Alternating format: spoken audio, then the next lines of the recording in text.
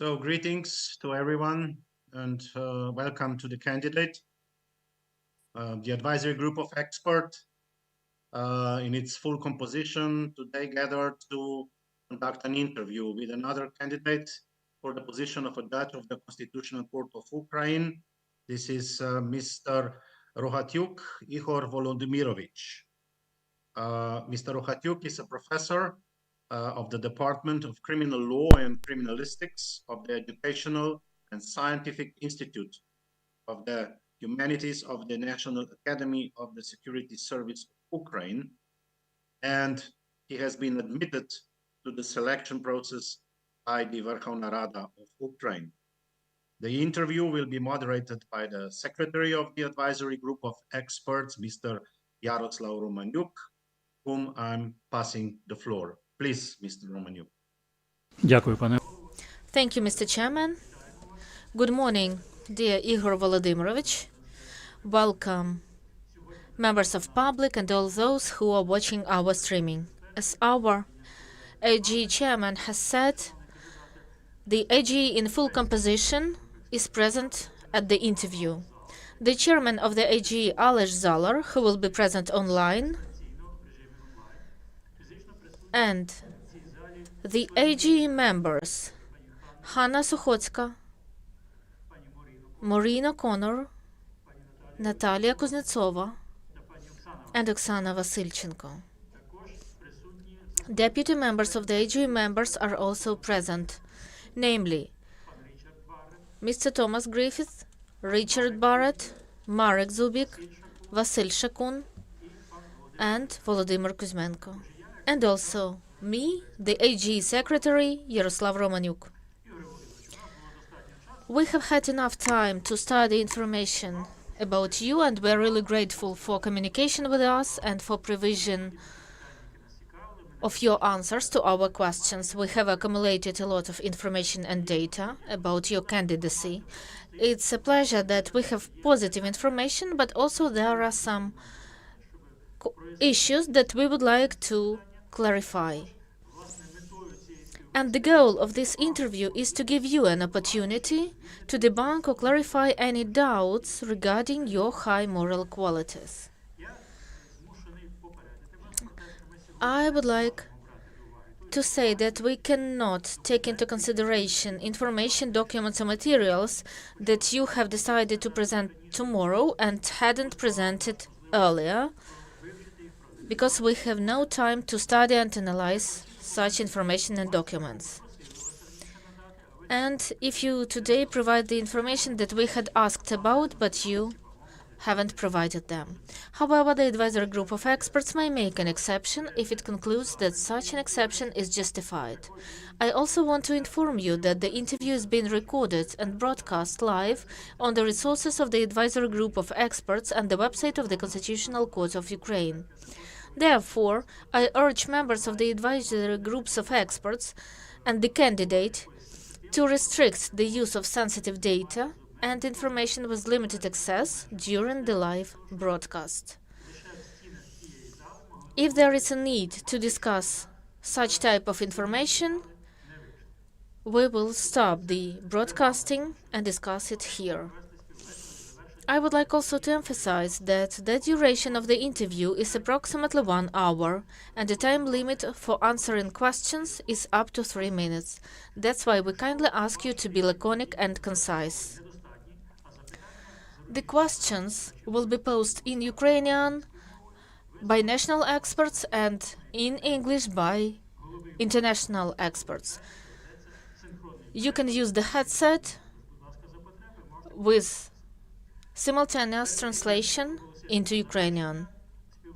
Also, at the end of the interview, you will have a possibility to make your closing statement up to 5 minutes. And now, I pass the floor to the reporters to start the interview. And I pass the floor to Miss Maureen O'Connor. Miss O'Connor, please. Thank you. Mr. Rohatiuk, good morning. Well, actually, it's afternoon. Good afternoon. I'm going to ask you some questions, and they are dealing with your assets. So let me start with, in 2018, you and your wife acquired ownership of a residential building, and the area is reported, the dimensions of the building, 273.3 square meters in the village of Novi Petrivsky. Why didn't you indicate the cost of the house in your declaration? Дякую, пані. Thank you, Miss Marine. I haven't indicated the cost of the house because it was just on the building stages. It has been built during the 10 years, and evaluation of its construction, so there was no evaluation after its finishing of the construction. So let me understand you. Is this house still being built? Він введений. He was commissioned into exploitation, but still some elements are not finished, and it is still under the construction. This has been going on since 2018. Okay. How much money did you spend on the construction and the repairs of the house, as well as, well, in total, so far, to this date, how much have you spent to make this property livable for you and your family?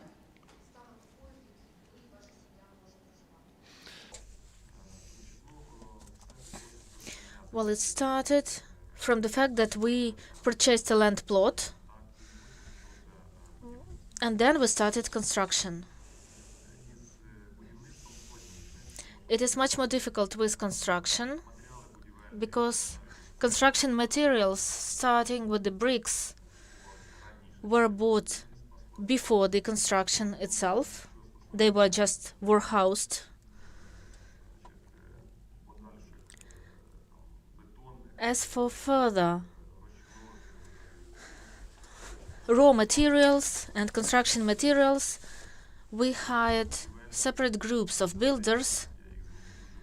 I have had a lot of such teams during all this period, and to calculate a concrete sum, unfortunately, I cannot do it. For it, we should make an evaluation, so we should invite an expert and to do it. But all the expenditures were from our assets since the year 2010 up to date. Well, let me clarify. You started building this in 2010. Так, після купівлі земель. Yes, after purchasing the land plot.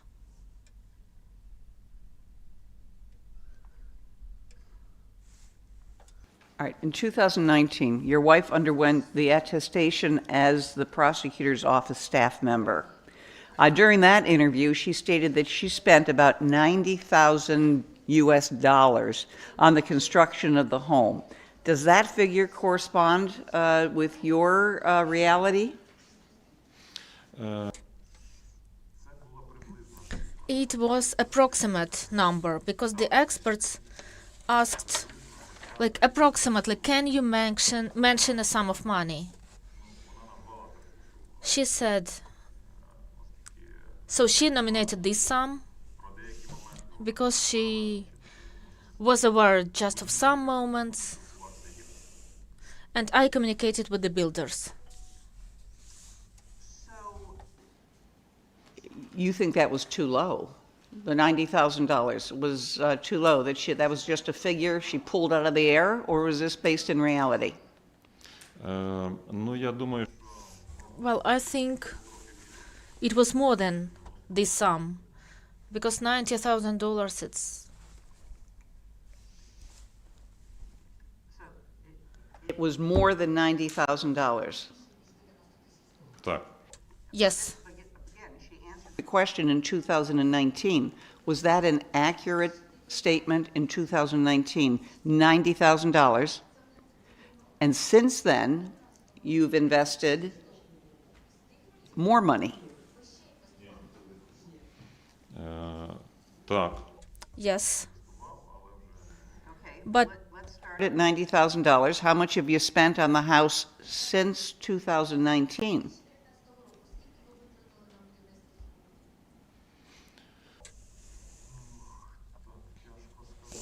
it's very difficult to say. Very difficult. I guess I'm confused on who keeps the record of this, of your expenditures? As you are building the cost, tallying it, putting it in your budget, your Ми We put it into our budget, but in the process of construction, thanks to the fact that it was prolonged during quite a long period of time, these expenditures were episodical. Some constructions and structures that I have done from the concrete, for this period, I changed 6 builders team, and with each team, I had to hold negotiations, some advance payments, and then some returns of money because they have done something wrong. So I cannot confirm a concrete sum of money. Why? Because when one team finishes their work, we close the budget, we just signed the delivery acceptance acts, and I didn't preserve them. I didn't need them. And I just wrote that, well done, and I passed to the next stage. All right, so neither you, what you're representing is neither you nor your wife kept records, receipts, documents that would allow you to answer the question from the advisory group of experts on how much this home cost you to build. Is that fair? Так, на сьогодні. Yes, for today it is yes. I don't have concrete answers because no documents, no primary documents and receipts are preserved. Even now, when I go to the house, when I need something to buy, I just go to the construction shop. I just pay for it, and then this receipt after 14 days, I just throw away. I don't preserve it. Do you live in this house now? Зараз так. Yes. Я Me, my minor daughter, and my wife. Now, according to media reports, in 2017, houses near yours cost up to $2 million to build. How can you explain that your house costs so much less than that one?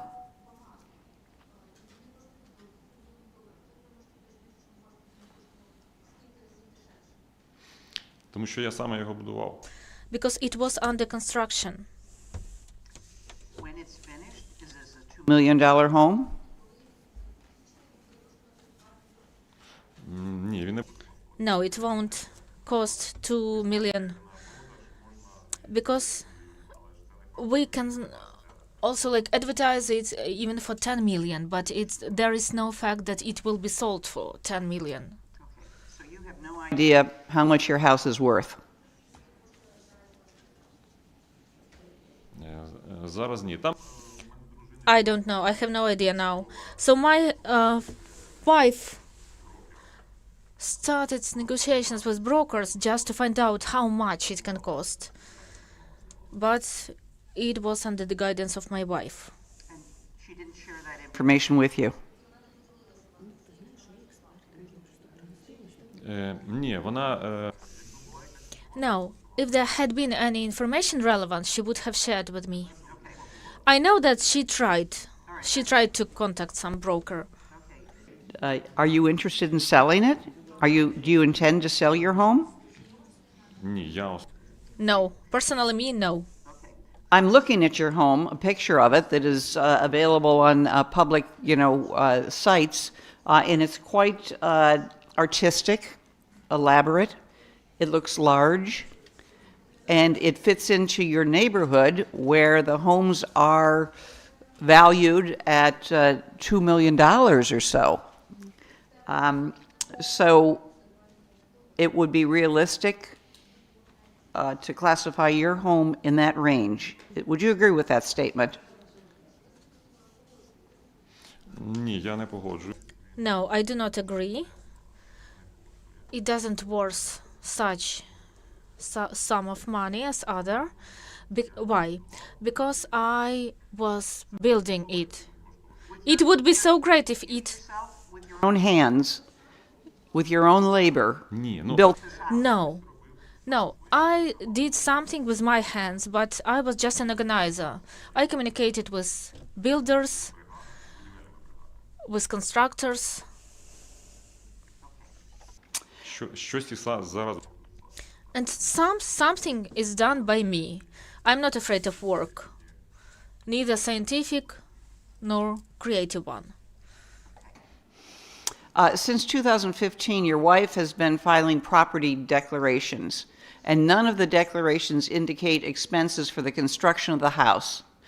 In addition, from 2015 to 2018, when according to you the construction was still ongoing, your family's cash savings remained almost unchanged. How do you explain this?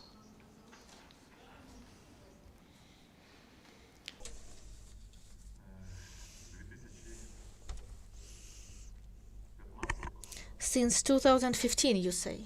Yes? That since 2015, your wife has been filing property declarations. None of the declarations indicate expenses for the construction of the home.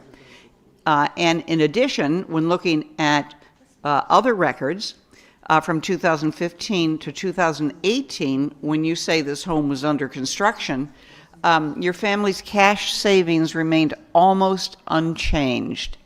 And yet your representations are that you are paying from your savings for the construction of this house.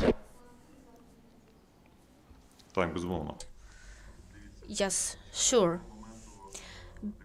Before the starting declaring, we had a sum of money that we obtained from my father-in-law. And these funds were used for construction. Okay, so how much money did your father-in-law give to you and your wife? $190 тисяч доларів. $190,000. $190,000, and that was just pure gift. Not a loan, it was a gift. Це успадкування. It was heritage. So we inherited it in 2008. He passed away. I see. So you received this money in 2008? All right. Так. Yes. Okay. So that money is being used, and is that money in your savings account? Ні, ці No, this money was spent for construction. які If you had, sir, if you had $190,000 and it's gone, and it's, used for the home, then you have an idea of how much you spent on this home. Is that a fair statement? Ні, вони витрачені. No, it was spent for the construction of the house. All right. You were asked how much you had, how much you had used to build this house, how much money. Your wife says $90,000 back in 2019. She was filling out a declaration, presumably for a job application. So now you're telling us that her father passed away and her inheritance was $190,000 US, and that amount of money is gone. It's not in your savings account because that's what you used to construct this home. На будівництво. To construct in particular.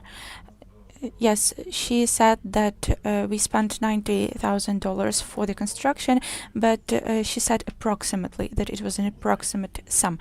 So the money that was inherited,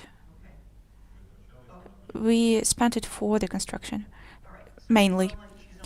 $100,000. I get you.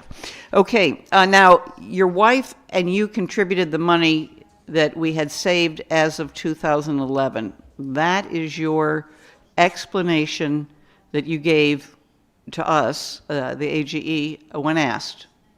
That's the source of your money. You and your wife contributed money that we had saved as of 2011. But is that a fair statement? You made that statement, right? And you were including the $190,000 inherited. Я не сказав так, як I didn't say like that. I am saying the following.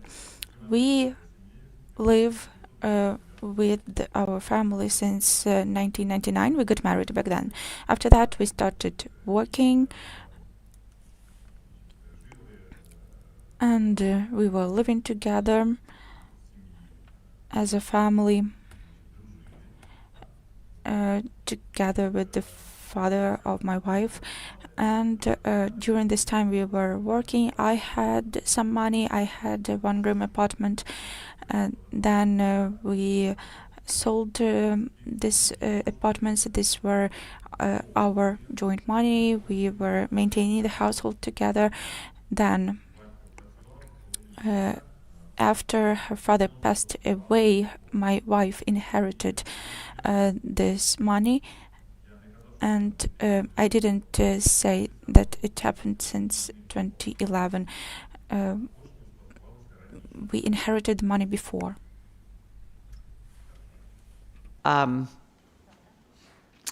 So you inherited or your wife did, I'm sorry, $190,000. You're representing that the source of that money that for the building of the house was solely you and your wife, and since it was your wife's money from the inheritance, it is your money that you used to build this house. In 2007, you also bought an apartment and 2 parking spaces in Kyiv, correct? так. Yeah. And you said that you made the first installment from the sale of your other apartment. Is that the apartment you mentioned, the one? Okay. Can you remember how long you were paying on the loan installments for the apartment? For the first apartment, right? For the one in 2007 that you bought an apartment with 2 parking spaces, how much were you paying in installments for that З одним property? паркомісцем. It had only one parking space. One was purchased in 2007 and another in 2010. It was a one-room apartment, and we were paying installments into an Arcada bank. We had an investment agreement with Zhitlo Invest company, if I'm not mistaken. So it was an investment agreement, and the first installment was made using the money from the sale of my apartment that I sold in 2004. And just yesterday I received information to confirm it. I hope you got this information. All right, so let's move on to 2019. You were the owner of a house which was 300 square meters and a land plot in the, I'm sorry, I don't know how to pronounce that word. The, Житомирській області. Так. yeah, region. Okay. You acquired the plot in 2008. When was the house built on that plot? Це був проект. It was a project of father. The construction. Father? Your, Ні, батька. No, the father of my wife, my father-in-law. so, okay, go ahead.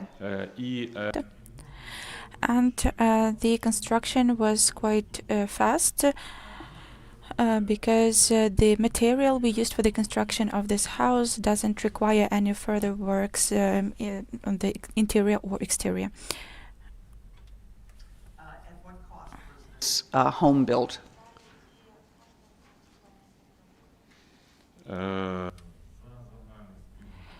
For our joint money, we inherited. It was our money. We didn't divide it. It was the main money from the father-in-law, and plus the money we earned. We had a single bank, so to call it, in our family.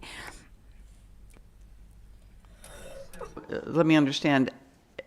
The source of the money was your earnings and your wife's earnings to build this home, plus money from your father-in-law.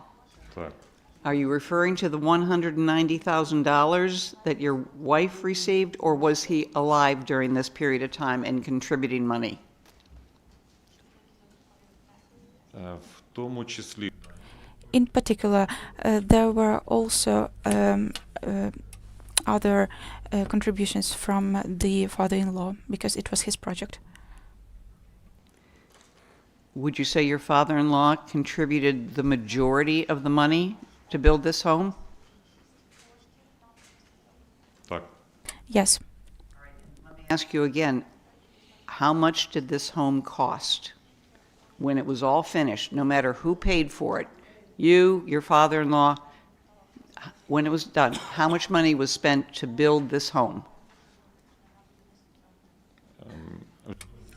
In Zhytomyr region, Немає в мене такої. Yes. I don't have this kind of information.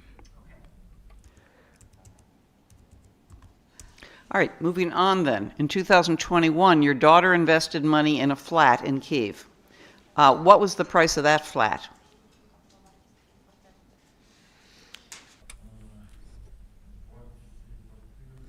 The price of this flat, I indicated it in declaration for the year 2021.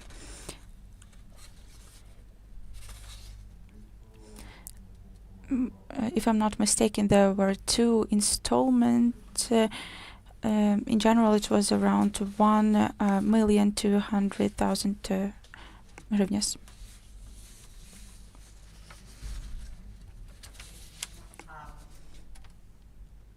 What was the source of that money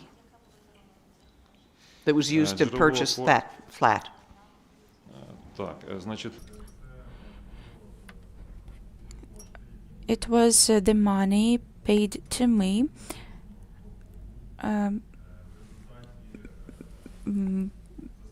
as a result of the applying unconstitutional provisions in 2014. I have a decision of the European Court of Human Rights, and it was a compensation for the proceedings. And after I received this compensation, we invested it. I give it to my daughter to invest it into the purchase of the apartment. How much was the compensation from the Court of Human Rights? How much did they declare you were entitled to? від It was not from the European Court of Human Rights. It was around 600 euros from the court. The decision was dated January. The compensation was as a result of the decision of the Supreme Court of Ukraine. I went through all three instances, and I was renewed at my position according to the decision of the Ukrainian court. I was paid for every day I missed my work, and I got 2,500,000 hryvnias. All right. And then you used a portion of that for the purchase of your daughter's apartment, correct? Okay. На інвестування. To invest. Yes, to invest. It's still under construction. So why haven't you or your wife declared expenditures for this investment if you gave her the money? Я In the previous declaration for 2001,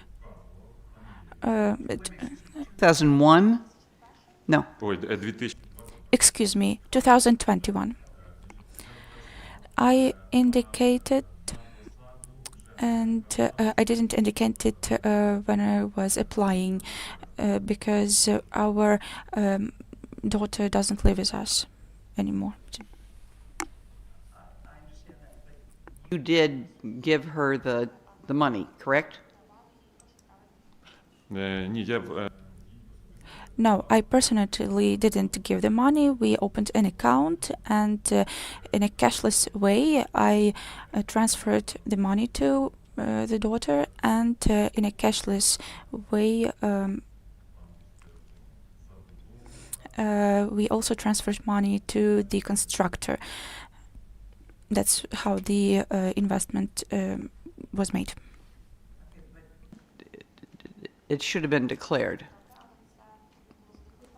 А я задекларував. I did. To your father-in-law, in your answers, you stated that in 2004, your wife received a gift from your father-in-law, an apartment of 107 square meters. In addition, your wife inherited the following property from your father-in-law, the apartment, 47 square meters, which she still owns, correct? Yes. Okay. As well as the assets already sold, a Toyota RAV4, year of manufacture 2005, appraised value in US dollars 15,122 as of the date of obtaining a certificate of inheritance. And that has been sold, correct? Так, так. Yes. An asset under construction in Potik village, Myronivka region, Kyiv region, sold for 16,500 US dollars as of the date of sale. That also was sold. Okay. Toyota Camry, which was a 2007, and it had an appraised value of 19,362 as of the date of obtaining a certificate of inheritance. That also has been sold. Land plot, a quarter acre in the village of Pokrovka, and I'm not even going to attempt the regions, but you know where I'm talking about. What did your father-in-law do to acquire such a large amount of property? What was Миколаївська область. Микола Mykolaiv region, Ochakivsky район, Mykolaiv region.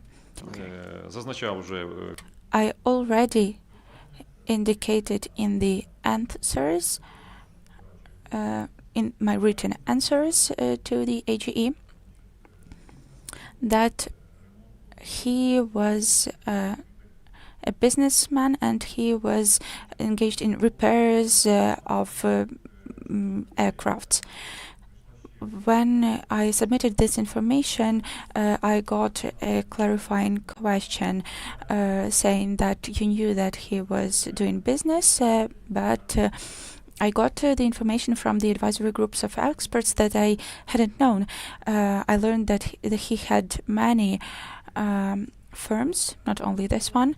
We learned about two of them when my wife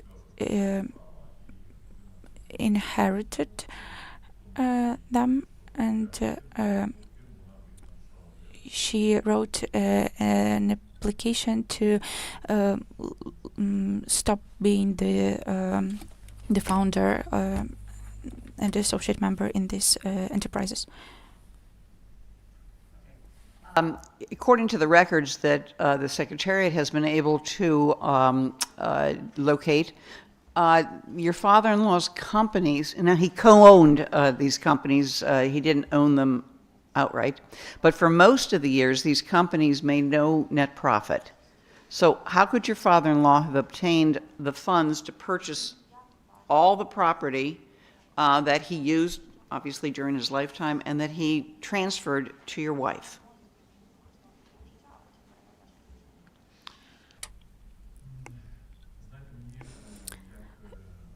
You know, I, as a candidate for the post of a judge of a constitutional court,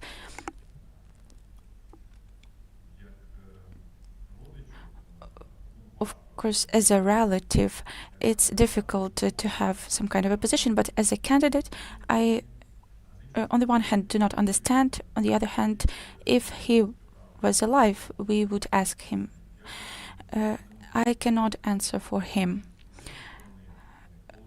On the other hand, he didn't talk a lot when he was asked about his business. He would say that everything is fine. He never interfered in our family life, and he didn't talk much about his business. That's like it was. That's how it was.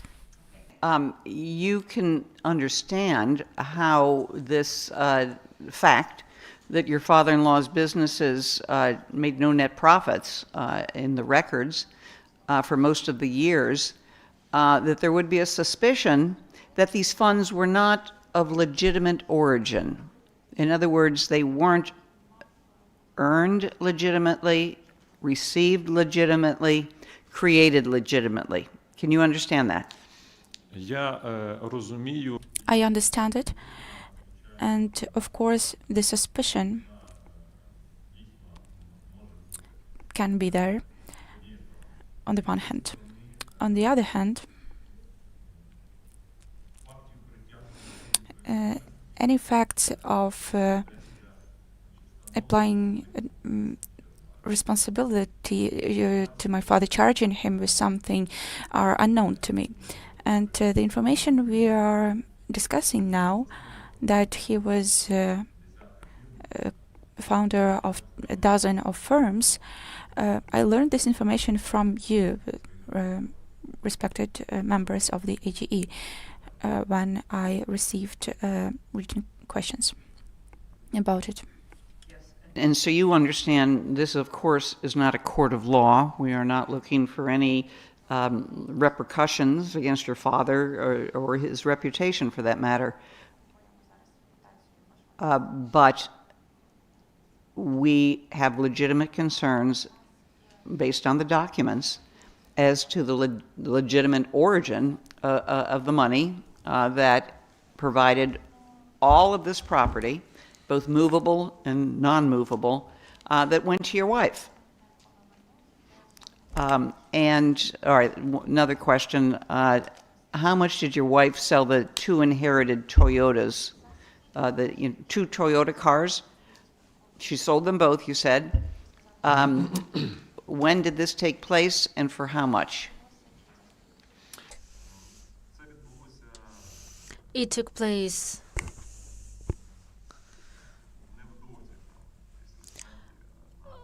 after, well, short period after the death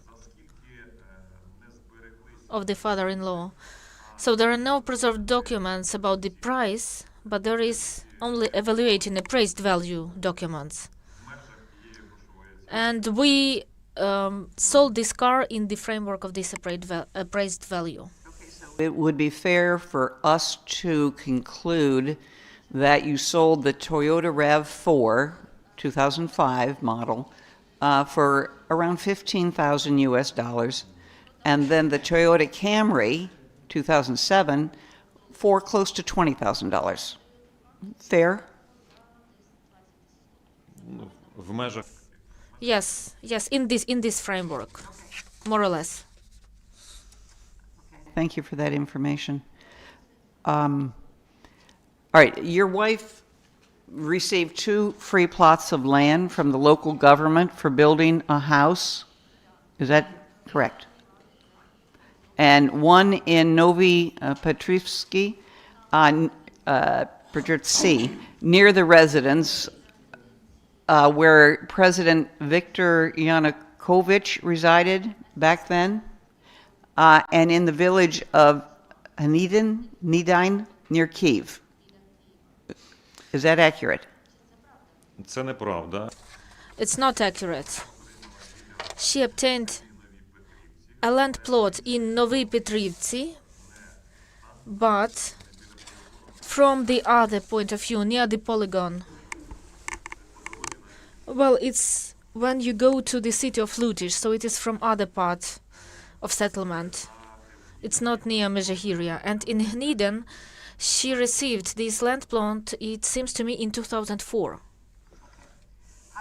Managed to get 2 plots of land with the same target area designation for free, without paying money. You know, I'm grateful to members of the AGE and experts of the group, because before we hadn't paid attention to it. One act we obtained in 2004, it's, you see, a significant time period ago, and this act we took for other purpose. And the company who managed the documents, well, it turned out that these, so they, I don't know why, so they mentioned this purposefulness. When the AGE asked us about this, we looked in the legislation about the land plots, and we have seen that there are some discrepancies and incorrespondences, but having altogether the area of these land plots, they do not overcome the acceptable threshold. But about the purposefulness, yes, there are some violations. From other point of view, as my wife was born in that village and she lived in that village, her relatives live there, her parents are buried there. She did it by herself, so she managed all these issues by herself. She wrote a letter, and I think that correspondent officials that managed this issue, they didn't see any violation. Ask you my last question. Do you think in any way that your position in the Prosecutor General's Office of Ukraine could have influenced the process of her receiving these land plots? Was your employment in some way an influencing factor when it came time to grant her these land plots? Дивіться. Yes, I understand the question. So the first land plot didn't influence, because it was the year 2004. I wasn't employee in this respectful authority. And I didn't occupy the position because I was deprived of this right because of lustration law when she obtained the second land plot. So I wasn't an employee again. This is a retrospective question. I was restored at my position in 1921. So actually, de facto, I didn't work in that period and I didn't perform my functions of prosecutors. So that, І відповідно впливати не міг. And I couldn't influence. I understand. Thank you very much. Thank you for answering the questions. I will now turn it over to my colleague.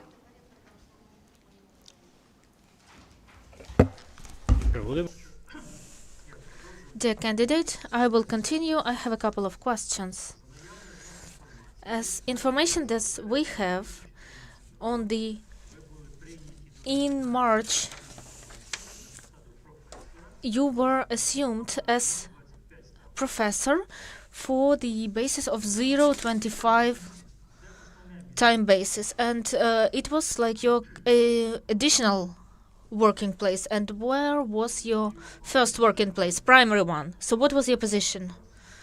Yeah, just a second. I worked as the first deputy of the prosecutor of Cherkasy region. Why did you need this 0.25 time basis? You are in Cherkasy, this prosecution academy is in Kyiv. Why you took this position? I will explain. If we look at my autobiography, we will see that after graduation from the university, I was interested by science. I entered the postgraduate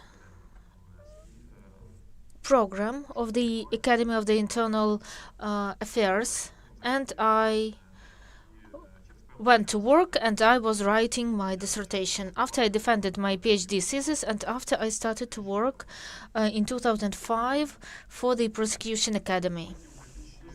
I'm sorry, can I reformulate?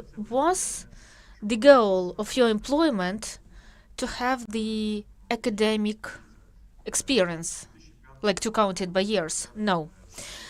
In 2005, I transferred from the regional prosecutor's office to general prosecutor's office. And also, I was counted there like for this 0.25 time basis, and it was my pedagogical experience. But in 2005, there was a kind of scandal when the question was raised about the fact that General Prosecutor's Office employees, they teach and they are paid for it. And then there was taken a decision of the General Prosecutor, and there was an order that if somebody wanted to teach, it should be free, without payment. And since then, I wasn't paid, but the scientific and pedagogical experience, there was. Yes. Okay. Further, on the 23rd of October 2014, you were fired because of the lustration law. From which position? Position of Deputy Head of the International Cooperation Office of the Main Administration of International Legal Cooperation of the General Prosecutor's Office. So it was prohibited for you to take state positions for 10 years.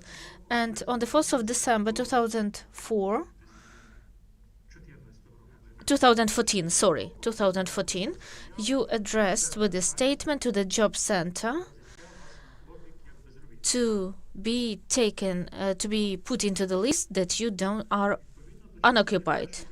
According to the Part 1, Article 43 about occupation and employment of people, the status of registered unemployed can be conferred to the person who doesn't have work, doesn't have employment place, and doesn't have payments.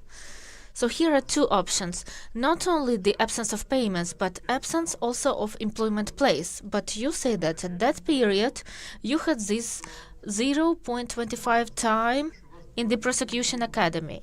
Can we say that you didn't have employment? The fact that you didn't have income, this is another issue. But whether it can be retained that you were not employed. Yes, thank you, Mr. Yaroslav, for your question. I wasn't employed, I didn't have work, because you can imagine that I don't wish any of you to live through such moments. So can you imagine that once you come to your work and you are said that you are not prohibited to come in, You are talking about the prosecution academy? No, I'm talking about some sectoral premises of the prosecution office that were not. I didn't have access to there after the lustration procedure, and physically I couldn't have any access to these premises. And I thought that if I am fired from practical departments of the prosecutor's office, I'm also fired from the prosecution academy. Okay, but sending your request to the job center, you said that you don't have employment, and yes, you don't have the registration, the record in your working background document. There is no this inscription, but you accrued your work record for that period, so it continued. So from one point of view, you obtained the status of unemployed. From other point of view, you had just this accruation of the employment years. So employment years. I don't see it here because I didn't know that I worked there. And when I came after a period of time to work at the prosecution academy as a professor, and then I found out that all this time I had been employed there for this 0.25 time basis, and they fired me after I was employed there after I worked there for half a year. And I asked what was the reason why they didn't do it in 2014. And the HR manager said, you see, there were a lot of changes and a lot of heads of the department changed, etc. And today, do you have in your work record, is it written that you work in the that you have been working for this period at the prosecution academy for this 0.25?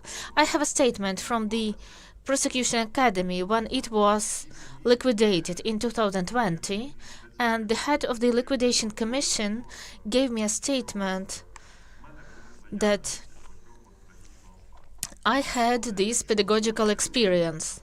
But if you permit me, I would like to say in advance a couple of words, because last year I obtained a status or a degree of professor, and without this pedagogical record, also it is enough like work years for me to obtain this position. Okay, you being a lawyer, how do you think if during that period there was a written record in the document that you work at the prosecution academy and you are employed there on a 0.25 time office? Well, the job center in such a situation would have given you the status of unemployed person, wouldn't have accrued to you social help. I think no, because it was really very difficult to understand for job center whether I was paid or I wasn't paid some money, because it was written that I am on the position, so they couldn't do another juridical and legal activities. Okay, then you went to court and you said that you were fired illegally, and you obtained after this trial positive decision, and you were restored on the previous position. Yes? Yes. And there was also paid remuneration for the period of forced absence amounting to 2,259,162 hryvnias, 73 kopecks, and you obtained this sum. Yes, I was paid. So it was for the period of forced absence from 2014 to 2021. You obtained more than 2 million, and you obtained also the unemployment dole from the budget. Then, yes, in this retrospective. So now we see that in the same period, since 2014 to 2021, you had this assistance, social assistance from the budget. did you think to return the funds paid to you as unemployment benefits to the budget? I would say sincerely, it came to my mind, but at first it wasn't my fault, I think, because the law is not reversible.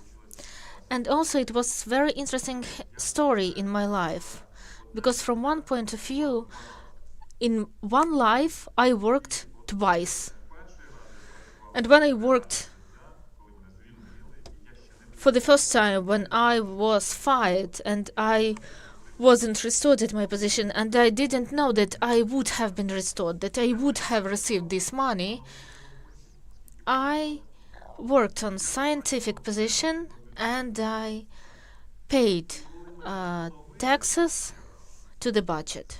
And when I restored from my retribution again, these taxes were paid. And if we compare this 60,000, it seems, yes, I paid attention to it. It's a very interesting question, so I paid attention to it. But 60,000 were paid by me to the budget only from one sum. So out of the sum, it was 18, 20, well, it's approximately 300 or 400,000 hryvnias from this sum. So actually, I can come and say, just take this money from me, but I have already paid twice for this. Okay, it is clear. Ihor Volodymyrovich, you are a specialist in criminal process and law. Yes. Tell us, please, how to qualify the actions of a person who presents the document, submits documents for unemployment status, obtains unemployment benefits, but consciously understands that if there had been a record that this person had worked for Prosecution Academy, then these benefits wouldn't have been attributed legally. How to qualify such activities? Well, as for me, I didn't know about it. I was fired from state service, from prosecutor's office, and that's all. So next day I became unemployed. And you didn't know? Yes, physically I didn't have access, so you didn't know that you were employee of the Prosecution Academy. Yes, I didn't agree to the illustration law, but I did everything as the law said. I was fired, I quit, and I went and I fixed the fact of my unemployment, and I started to look for a work. And Mr. Ihor Volodymyrovich, another question regarding the period 2014. In March 2014, after the Revolution of Dignity in Cherkasy, there was an investigation into the beating of participants of the Revolution of Dignity by police officers. And a publication on Radio Liberty website of 19th March 2014 reads as follows. Human Rights Ombudsman Valeria Lutkovska notes an alarming moment. Cherkasy Prosecutor's Office, so far headed by Igor Rohatiuk, has reported that it has already had a meeting with those who had been affected by the police actions. But the victims hadn't yet crossed the thresholds of the prosecutor's office any single time as yet. So were you the head of the Cherkasy prosecutor's office? Yes. How can you comment on these accusations, on these statements by Ms. Lutkovska? It didn't take place, what Lutkovska admits. Thank you for your question. It's a really very interesting one. And it is really very sensitive for me and for people described in a very interesting way on Wikipedia. We know who this person is. Okay, about me. If I may, I would like to give an extensive answer. an extended answer. When this tragic event happened on the square in front of regional administration, the people who had authority changed, and the new prosecutor general made me responsible, and I had to perform the duties of the prosecutor as the first deputy. My functions mainly included communication with people. I was responsible for general oversee. I was defending interests of the state and the citizens. I was in constant contact with people. So when the situation happened and I started acting as a head of the prosecutor's office, the wave of requests from the citizens started, and together with the activists we had several meetings. They were happening almost on a daily basis. They were coming to us, being surprised that they could work like that with a prosecutor. So Lutkovska said, what was the date? 19th. Okay, so I would like to inform you that after the event that took place, at my order, we requested a check in the prosecutor's office as to the prosecutors who could be involved in these illegal activities and allow offenses. The commission did the check and established that there were indeed violations. And at my order on the 12th of March, the prosecutors who allowed these violations were charged with disciplinary sanctions. So I already reacted. So do we understand correctly that after the Revolution of Dignity, you were holding the position of a acting head of the prosecutor's office in Cherkasy region, and Valeria Lutkovska was making different announcements without being sure in their truthfulness. So it isn't true. No, it isn't. I was surprised. This person was in Kyiv, and she didn't talk to people. Moreover, we had official Cherkasy Regional Council. Back then, it was the only body that was official at that time, and we were in constant communication with people, with members of the council. Thank you.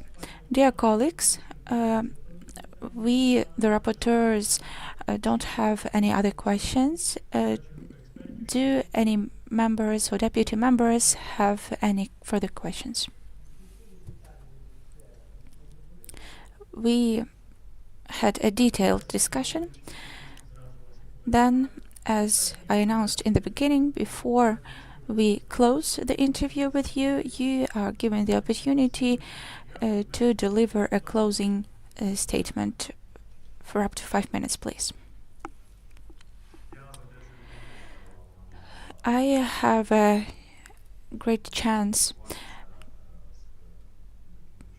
to talk to the esteemed members of the AGE. Every member knows both theory and practice, and in your lives you must have taken unpopular decisions, and I'm pleased with it. Ukraine is a young state, and we are still being forged as a state today. This process is not ideal. It has its drawbacks, and sometimes mistakes are made during this process. However, in the 30-year history of our state, we already underwent the process of maturing, and I am one of the citizens of this state. I was part of the law enforcement system, and I am not ideal either. Probably our children will know better legal aspects, financial aspects, and they will be better than us.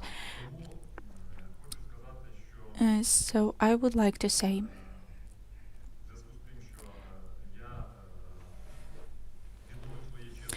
that since I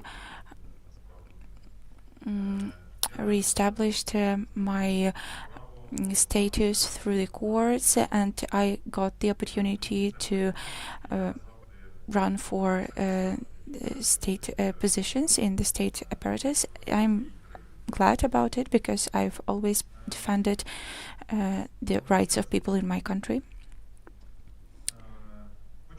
At the same time, I would like to thank you for the fact that I took a different perspective on some things. I found some mistakes in my life, in the documents we discussed today. At the same time, I assure you that I would like not only me but the whole country to get what they merit and get the positions not only in the Constitutional Court. I am convinced that only honest and responsible people should hold positions in respectable bodies, and it's probably the biggest criterion for them. So I would like to thank the honorable members for your time and attention, as well as for the opportunity to be part of the future of my country. Of course, I am interested, and the position of a judge of a constitutional court is a position of balance, because as our history shows, the history of Ukraine, the Constitutional Court is the only body that should decide, and it doesn't have the right to make a mistake. Thank you, Ihor Volodymyrovich, for your answers. And now I would like to declare the interview with the candidate to the position of a judge of a constitutional court closed.